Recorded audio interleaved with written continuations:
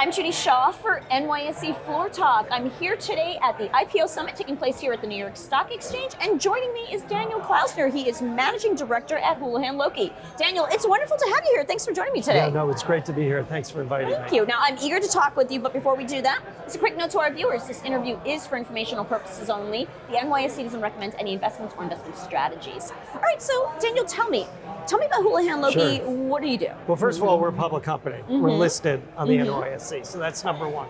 Number two, we're a very large global investment independent bank.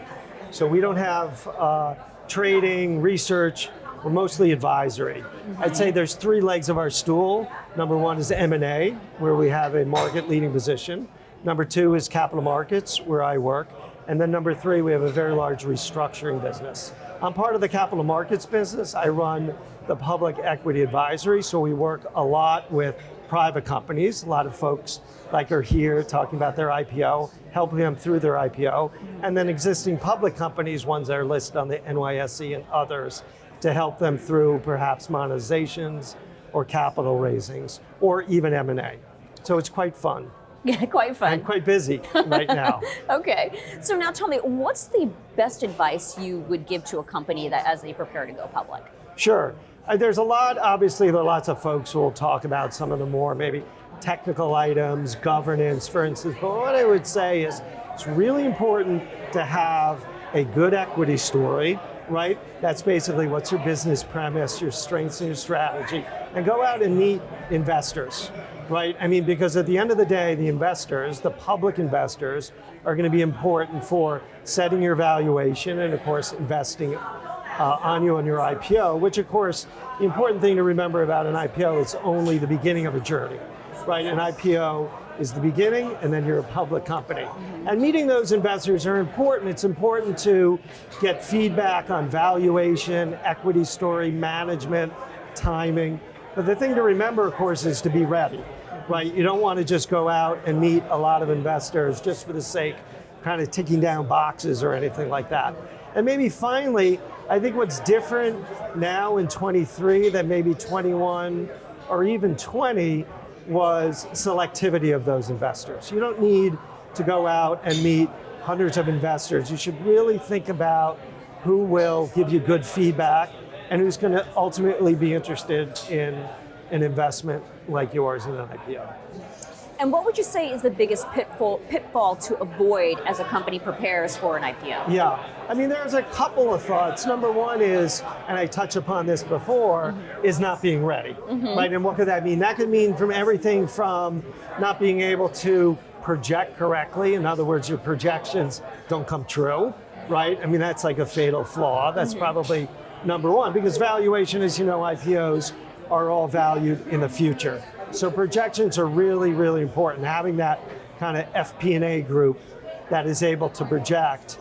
And then number two, I would say, is having a really easy to understand business model and equity story. Being transparent about it and not having, I'd say, lots of elements where they all have to work together and come together in order to make the investment work. And maybe that worked, again, I keep going back to this, maybe that worked in 20 or 21, but I would say sitting here in 23, investors are not necessarily looking for disruptors right now, complicated business market models, or a TAM that maybe, you know, you've got to take a lot of market share from established players. And again, that may have worked in 2021, but now they really want transparency and something that's easy to digest. Okay, so a company's gone public. What's next? What should they be most focused on? Yeah, and like you said, like I said before, it's a journey, right? So that IPO is really the first step. I would say it comes down to basic blocking and tackling. I mean, there's no secret. It's kind of practice, practice, practice. And that starts before the IPO.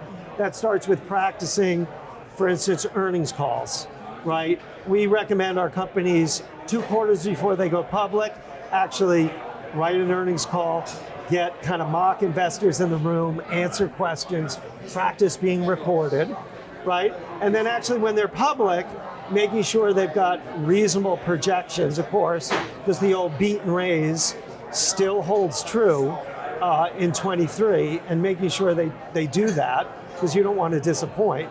And then being very well rehearsed, not only in your prepared remarks, but also in your questions. And that is so important. And a lot of that also fundamentally comes down to how you think about your engagement with investors, right? Making sure, for instance, you have an office, an IR office, right? You're not trying to do it on a shoestring budget or kind of do it yourself, so to speak, with maybe the CFO doing all of that investor relations, because a lot of that investor relations is logistics, and a lot of it is very, I would say, attention to detail, and that really can be handled by, I'd say, a staff that focuses on non-deal roadshows, engagement with investors, figuring out, talking to the media like yourself, and you can't all do that as a CFO. You really need help around that. So all of that and getting that kind of muscle memory, as we would say, way before it's kind of game time and prime time is important. All right, well, Dan, wonderful to hear from you. Thanks for sharing your advice, and thanks for joining me on Floor Talk. Thank you very much.